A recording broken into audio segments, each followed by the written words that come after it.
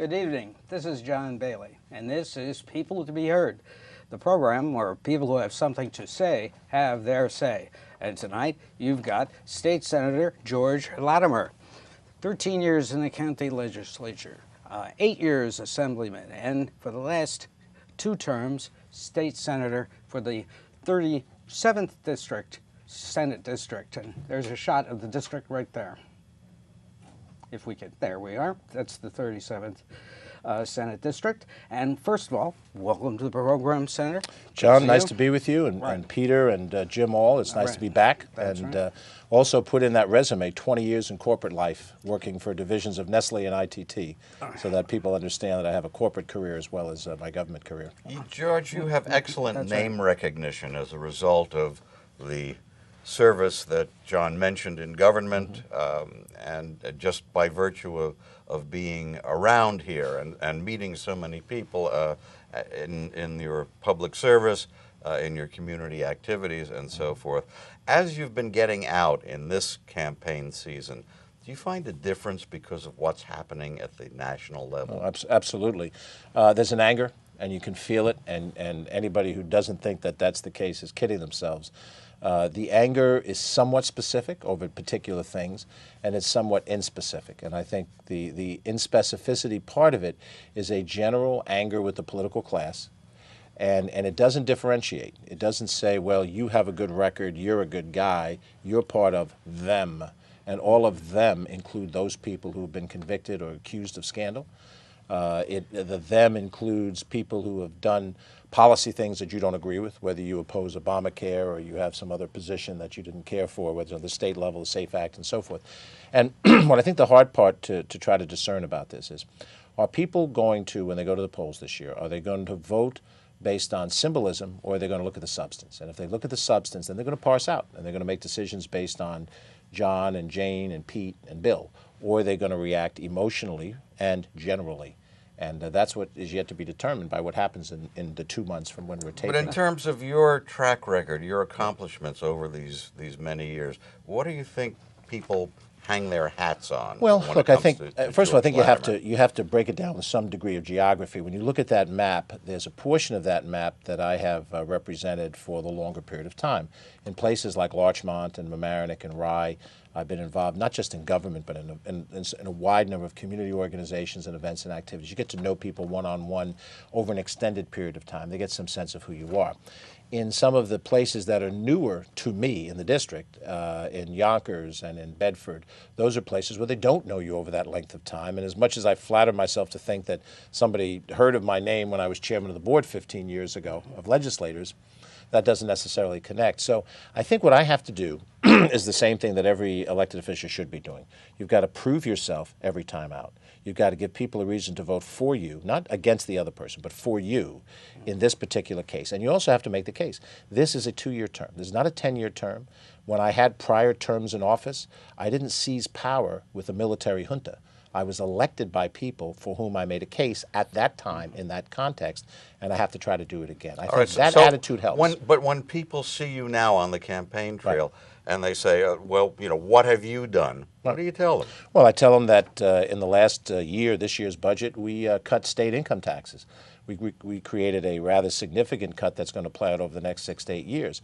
I tell them that in this particular budget, we funded infrastructure, $27 million, $27 million for needed repairs to the MTA the MTA route right here in White Plains. The downtown train station is in dire need of some financial support. I tell them that we've made progress in a host of different areas in the environment, in things that really matter to them.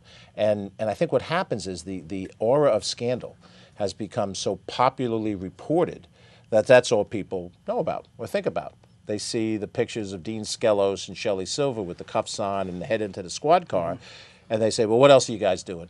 Because there were important things in the budget and in legislation that didn't get covered as part of the normal media coverage. You guys do a great job of it, but the major media just goes for, you know, whatever's tabloid, and I think that's part of the problem. What are the roadblocks in the Senate to aggressive corruption reform? Pension revocation. Are these just talking points for incumbents? Well, no. Pension revocation is now on the path to being a constitutional amendment, and that's what it requires in order to happen. Keep in mind that in 2011, I was in the other house, we voted for pension forfeiture, but it was applicable only from that point forward. So Exactly. in order to apply it to everybody who went to the pension system prior to 2011, we need to change the Constitution.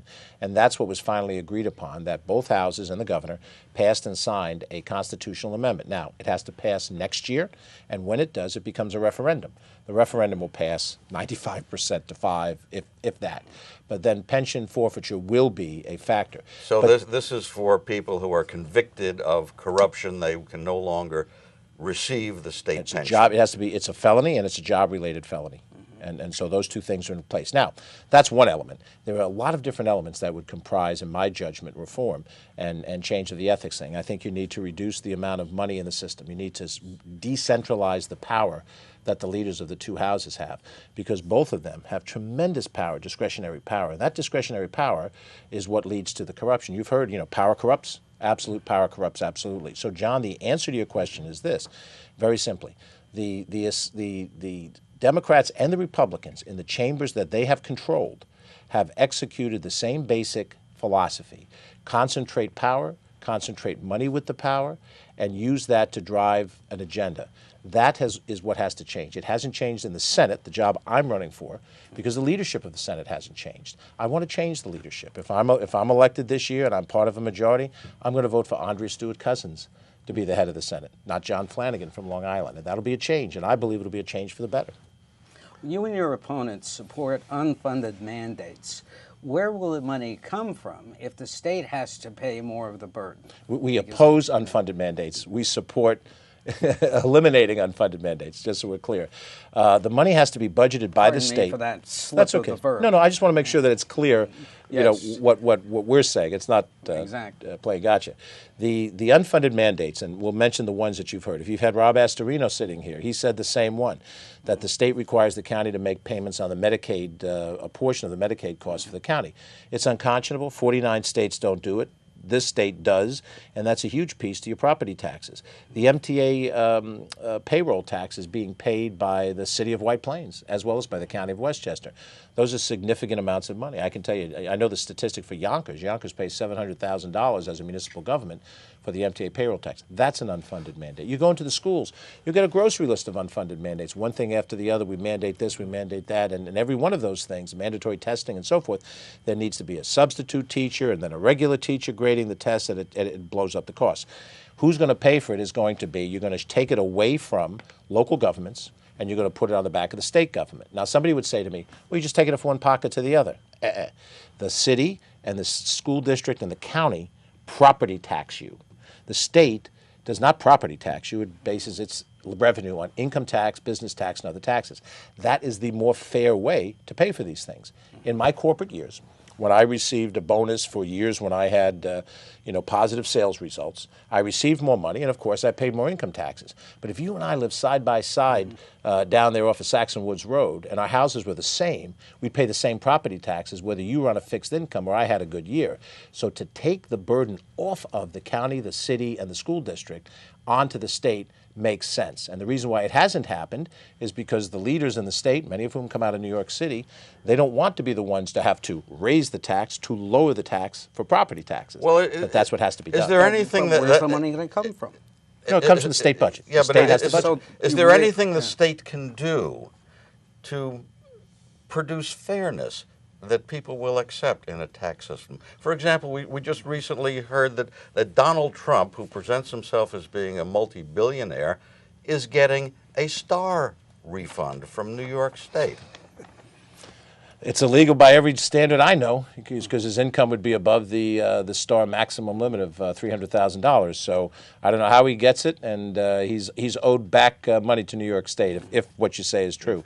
The bottom line is that you both asked two different questions on the issue of fairness. The issue of fairness is that oftentimes we have rules, but we don't enforce them.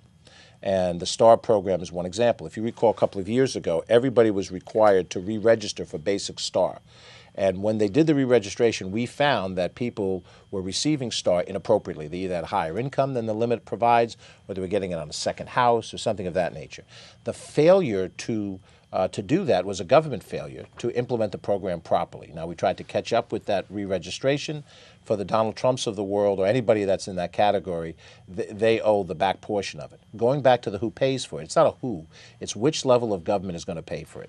You and I are going to pay taxes. The question is it fairer for you to pay it on your property, which is something you can't increase your revenue or negotiate on, or is it fair to pay it out of your income, which is based on how much you make in a given year? I would argue it's more fair based on your income, and therefore it should be paid at the state level like 49 other states do it. Mm-hmm. But, Jim. All right. Jim? Yeah. One question. Your opponent is pushing very hard for term limits. Mm-hmm. Is that a really legitimate issue, or Well, would it really? Here's my take on it. If first of all, I've never had term limits come up for vote in any legislature that I've been in. It's a very hard thing to do because the people in power don't want to advance them. If it came up for vote, I would vote for it. But I don't think it's the panacea. And I've heard her speak, so I'm not looking to go back and forth with her. But the bottom line is I don't think it's a panacea. And let me give you an example why. Eric Stevenson, an assemblyman, was convicted of corruption, took $10,000 in cash in an envelope to put a bill in. How many terms had he spent in the assembly at that point? 2 terms. He would have fallen with under the term limits. A young woman by the name Assemblywoman Angela Wozniak, a Republican, is leaving office now because of a scandal, a personal behavior scandal. 1 term, she fell in that scandal. Gabriela Rosa, an assemblywoman, and these are Democrats and Republicans, same thing, same scandal, 1 term. I can give you plenty of examples where the length of service had nothing to do with corruption. Bob McDonnell, the governor of Virginia, 1-term governor, got into trouble. He may be getting off the hook, but the bottom line is that he was scored on that. So the limiting of the terms, which is very popular because people sit around and say, that guy's been in there too long, get rid of him. And she'll make a point of my service in public office. She'll say, he's been around a long time. Go through that resume, though. Only 4 terms in the Assembly. I didn't spend 20 terms in the Assembly. In the county legislature, yes, I spent 13 years. Right now, Mike Kaplowitz and Jim Mazzano and a host of legislators, Bernice Spreckman, spent a lot more time than that in the county legislature. So the length of service isn't the question. The question is the quality of your service. And can you look at a person's voting record, and can you look at the way they interact in the community and say, you know what, yes, I've seen George Latimer, he's been around a while, he's getting old, he's getting fat, but that guy's got the same energy that I remember when he sat in this chair in 2000. That's the real question. And if you really want to project reform, you're going to have to change the leadership that will not reduce the amount of money in campaign donations. Right now you get a $10,000 limit you can give to a senator. That's too high. That should be $2,000, $3,000 a max limit. The more you get from the fewer number of donors, the more you would be beholden to them. In terms of term limits, though, doesn't it take a little time to come up to speed when you walk through the door for the first time? Are you really not effective? Well, look at Westchester County adopted term limits in the last couple of years. They did not make it retroactive, so any of the incumbent legislators started from the minute that it passed. They established a 6-term limit for 2-year terms and 3 4-year terms, 12 years. My personal tenure in the legislature was 13 years, 1 more year than what the limit would have been. I would have been prohibited from running that last time. 12 years is not an unreasonable time. I'm not proposing this as the solution. I'm just saying it's not an awful thing if it's not a punitive term limit. In California, Peter, you have 3 terms and out. After 6 years, you have barely come to grasp budgetary realities. That's too severe a limit. And by the way, it didn't solve corruption because you had 3 or 4 state senators accused of, and I think convicted, of corruption, even in a short period of time. Sometimes it's not to insult Mr. Murphy, but it's Murphy's law of unintended consequences, that you tell a guy you're going to be in for 6 years, the guy says, well, I better get to work right now stealing if that's what I'm here to do. So I was going to bring that up. I'm sorry, I took your line away, John. I should have known it. Get it while you can. Speaking of getting it, solar energy, you're a big proponent of that, and there is a sustainable Westchester effort that affects a lot of towns to cities. Yes, the solarize different communities as they go through. Now, there is no funding yet for the construction of all these solar facilities. And How do you feel it should be funded? Should it be private or should the state do it? Well, I think when you look at energy, you have to keep in mind that the existing sources of fossil fuels are in some ways subsidized as well. You have an oil depletion allotment that allows those major oil companies down in Texas, when they drill, because you could lose a hell of a lot of money drilling a well and it's dry, that you can capture a certain tax savings by the act of drilling. So what I would argue for is in the area of renewable energy that we need to have public incentive to make solar more affordable, because once a solar system is put into place, and not every place is amenable to solar, we don't have the sunlight access here that you might have, and if you travel around the world, you see in Israel or some of the Mediterranean countries where they have a lot of light, sunlight, they can run more of their society on solar than we can. But the bottom line is, I think there needs to be some structured subsidy. I'm the sponsor of an act called the New York Sun Act. It has not moved in my house. It has moved in the other house. Many of my friends on the other side of the aisle say, well, you're picking winners and you're picking losers by picking the solar energy. No, we're picking solar because it's a renewable in the same way that in the 1800s, hydro energy from the St. Lawrence River Valley and Niagara Falls powered the growth of upstate New York. That's what made upstate New York the economic engine of the 18th century. That's what led to the Erie Canal, and that's what led to the success of New York City as a port, as opposed to Boston and some of the other ports of those days. So we're making an investment. Now, with any investment, there's a risk. Nobody guarantees that when you take this risk, it's going to automatically be successful. But if somebody's got a better idea, I'll use Lee Iacocca. If you got a better car, I'll buy it. And so I think the investment in solar is a worthwhile effort to try to make it a major renewable and reduce some of the reliance on fossil fuels. One other area where they're talking investment is transportation and infrastructure. And right here in Westchester, we see a new bridge being built over the Tappan Zee.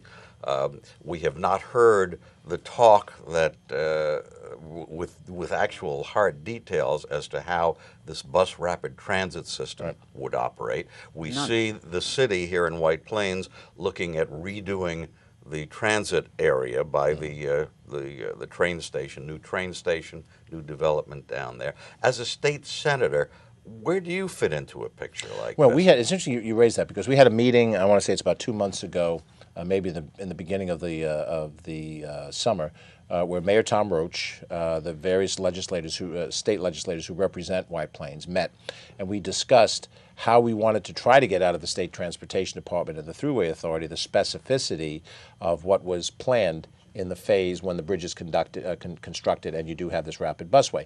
And there are a host of different issues to be dealt with. In concept, the idea of having dedicated lanes on the bridges so the buses can go where the local traffic is going slowly makes common sense. We can all agree that that makes sense. But when those buses hit the normal 287 flow, what's going to happen? Stop. Right. And then, of course, now you can theorize we're going to redo all the bridges, create a separate lane, somehow bring them into downtown White Plains, and then to the other points of demarcation where you're looking at, say, a Corporate Park Drive, the access to Purchase Street, which will get you up to the various corporations there, MasterCard, and then ultimately up to PepsiCo and whatnot. But none of that has been laid out. So as a senator, I'm an advocate. And as an advocate, along with Andrea Stewart-Cousins, my fellow senator representing White Plains, and Assembly members David Buchwald and Amy Paulin, we are arguing for a concrete plan. We want to know what it looks like. What does it do to White Plains? Because once we find out what it does, there's going to be a community debate about it. Where's the delay? DOT? Or we think that those plans haven't been finalized by the state. I think it's the Thruway Authority has the authority to do this since it's a Thruway Authority project. And I suppose what they're doing with their engineers is going over with a fine-tooth comb. Now, that bridge isn't open yet, so there's a certain amount of time to work with. But as with everything, and you see this in municipal government, the residents of these communities are not stupid people, and they want to be included in any decision that affects their life and what happens to them, and something like this will affect their life. So they like, show me the plan, let me comment on it, and so that's basically where we are. We're in an advocacy role, trying to get the specificity we need, and we're hopeful that if the plan looks the way it does, it will give us some relief on 287. That's why we did all that That's why the reconstruction was done, and the Exit 8 interchange and Exit 6 and so forth. Tax cap. Do you support the way the governor's tax cap has worked? Do you feel it should be raised or lowered? I think you should have a hard 2% tax cap at this stage of the game. Right now you have 2% or the cost of living CPI index, consumer price index. Now, consumer price index as a metric is not the right metric to judge government spending by.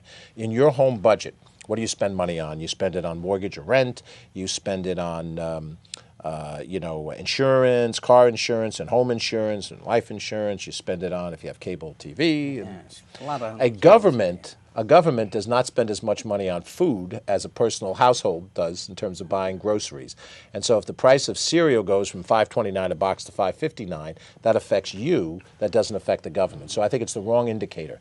A hard 2% cap would give some breathing room to these municipalities that right now, every one of them are saying we've lived under the cap for 5 years, and now we're at a point where we have to either vote to override the cap, which is a political nightmare, or we have to start burning furniture for firewood. And you with all of its problems, you have an excellent school district in White Plains. Let me tell you, White Plains, the school district, is the envy of other urban parts of this state. You go to a 50,000 population community in upstate New York, and they look at White Plains longingly for the quality of your services and your community, with all the problems that always exist.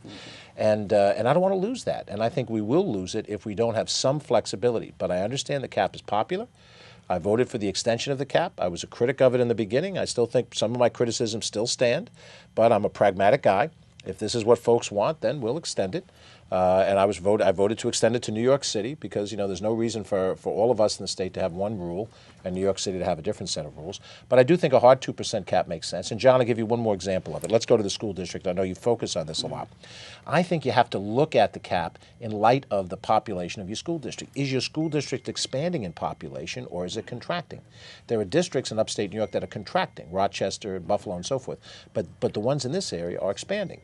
You also have to look at what's the percentage of English language learners that you have. And the more you have that are coming into the community that don't have fluency in English, the more you need services to try to be able to address that. And I think you would support that. Yes, and so I think those types of modifications are practical modifications, and I don't think they undermine the logic of the tax cap and the current popularity of it. What is the role of the state senator in the educational system? We all see this focus on test scores. We see the focus on number of graduates. Here we are, we're starting a new school year. As state senator, what can you do to help get things on track or keep them on track? I'll answer with a couple of different elements to it. First of all, I go back to what I said to you earlier.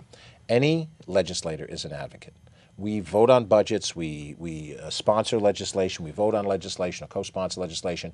We have a legislative responsibility to oversee the executive branch, and we have constituent services. But we don't have direct authority to order somebody to do something. So in the case of the education system, the state education department and the Commissioner of Education is appointed through the Board of Regents. Now, I'm one vote out of 213 to select members of the Board of Regents. So to that extent, I have influence. Once that Board of Regents member is in place, they make decisions independent of what a legislator says. We write them letters, we advocate. In general, when I look at these issues, and I've had this conversation with John as he's done his work online, I have been a critic of what's happened in New York State education. And I'm unique amongst many of the Democrats because I have bucked what has been seen as my party's commitment to some of these things. And they're good people, but we just disagree. I don't think all of these changes in education, the teaching to the test, the mandatory testing in grades 3 and 4, and this focus on we have to get through a curriculum day by day by day by day by day, and you don't have experiential learning. You don't have time to take kids to the botanical gardens, where their eyes open up and they see something differently. I think it's all been a big mistake. And unfortunately, I'm in a position where I can argue against the policy, but I can't make them change it.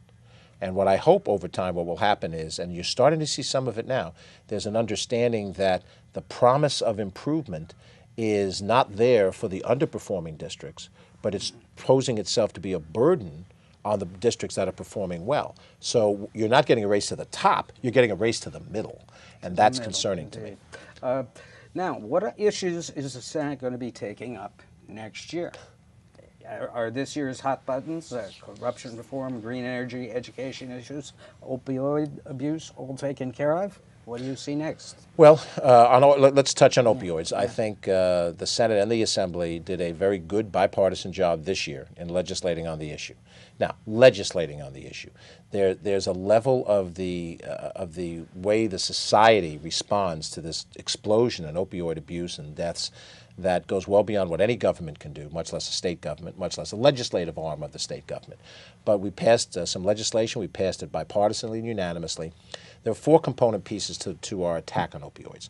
There is education, there is treatment, there's recovery, and there's enforcement. Enforcement is the one that most people think of: get tough with the drug dealers, lock them up, break the cartels as an action.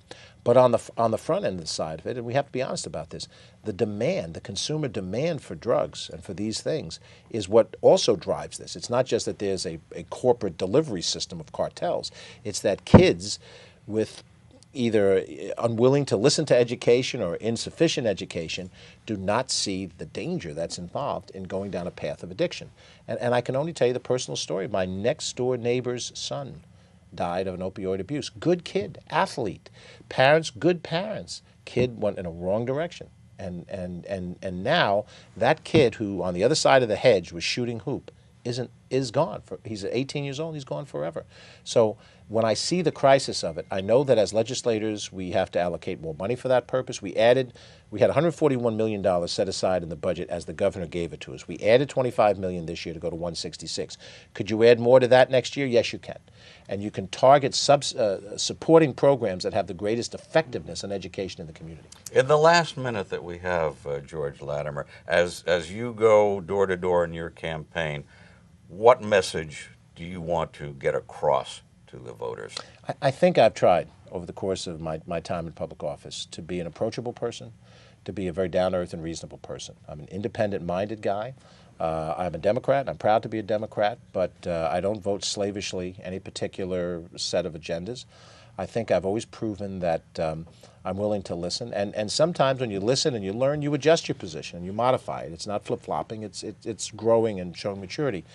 And I think the most important thing is if you want change in Albany, you have to pay attention to the details and the specifics, and you have to look for individuals, and I think I'm one of them, that are committed to those reforms and not just say, well, if you're in, you ought to be out, and that's the best way to get reform. Because many times the face of change will only support the status quo.